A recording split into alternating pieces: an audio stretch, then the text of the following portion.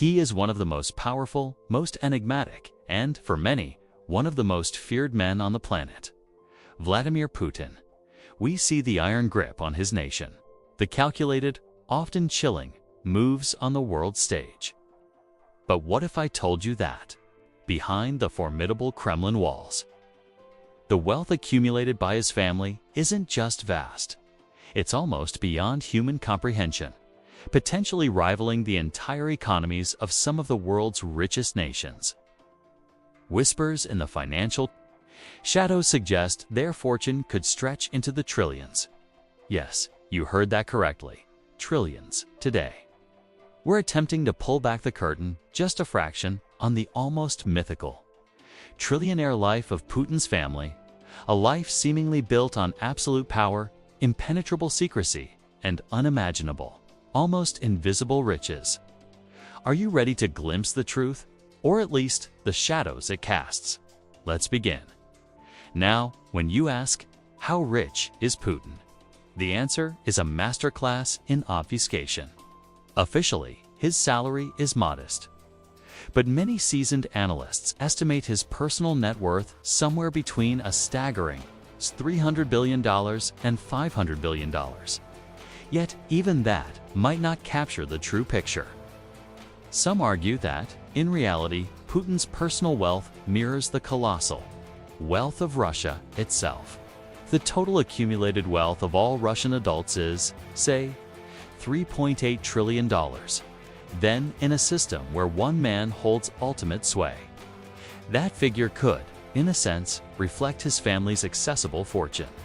If Russia's economy is valued at $1.86 trillion, one could argue that's the scale of the resources at his command.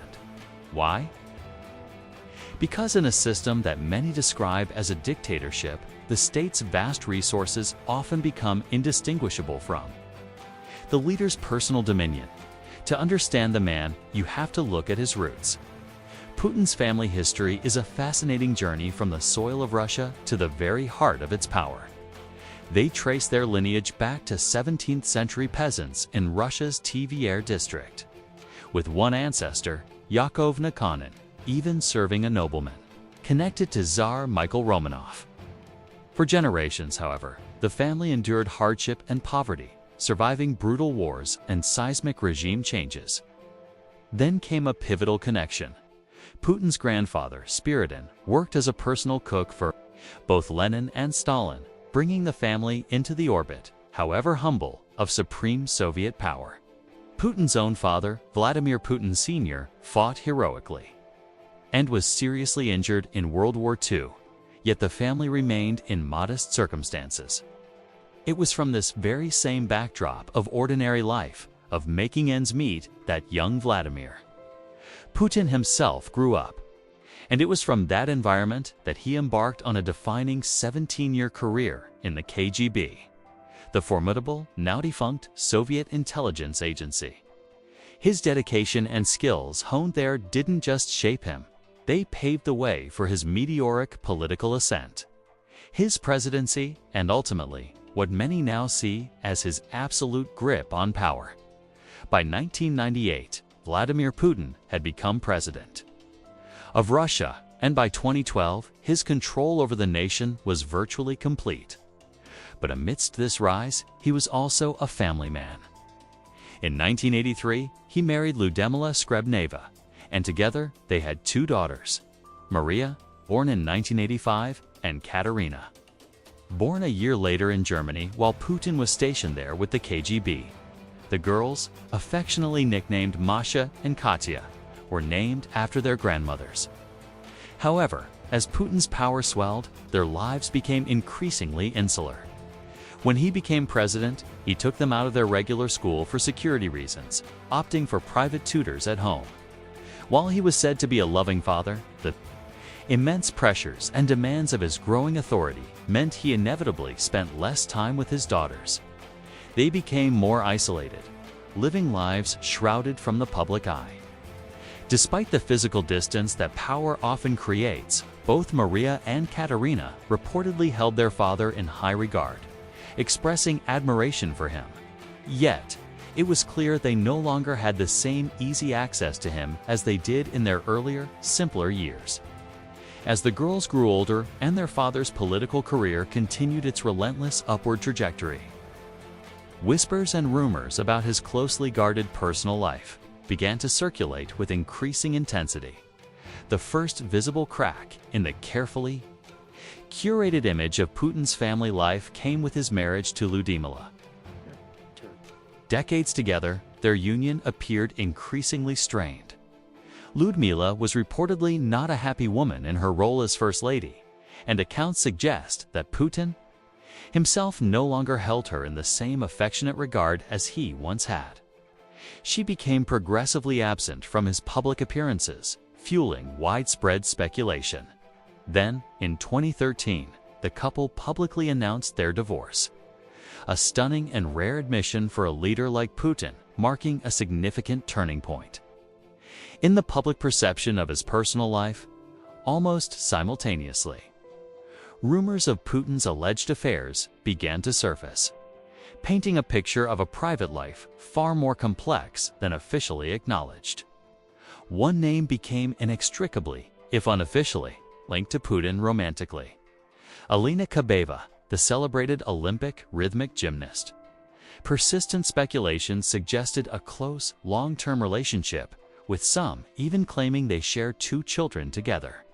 While these claims have never been officially confirmed, and likely never will be, they added yet another layer of intrigue and mystery to the narrative surrounding Putin's intensely private world. Despite the challenges, the isolation, and the controversies swirling around their father, Maria and Katerina pursued their own paths, albeit under a veil of secrecy. Maria reportedly studied biology before attending medical school, while Katerina pursued Asian studies in college. Both, it said, attended university under false identities. A stark emphasis on their need for privacy and security in a world where their father's name was both a shield and a target. But of course, the daughters would eventually marry. And it was at this juncture that maintaining their anonymity and the true extent of their family's wealth became increasingly difficult. While much remained shrouded in rumor, one of the most prominent whispers involved Maria's alleged marriage to a Dutch businessman, Jorrit Fossen. Details are scarce, but in a 2017 interview with filmmaker Oliver Stone, Putin himself confirmed he was a grandfather, a subtle hint perhaps at Maria and Jorrit's child, Katerina. On the other hand, found herself more directly in the spotlight due to her own alleged connections and a distinctly lavish lifestyle.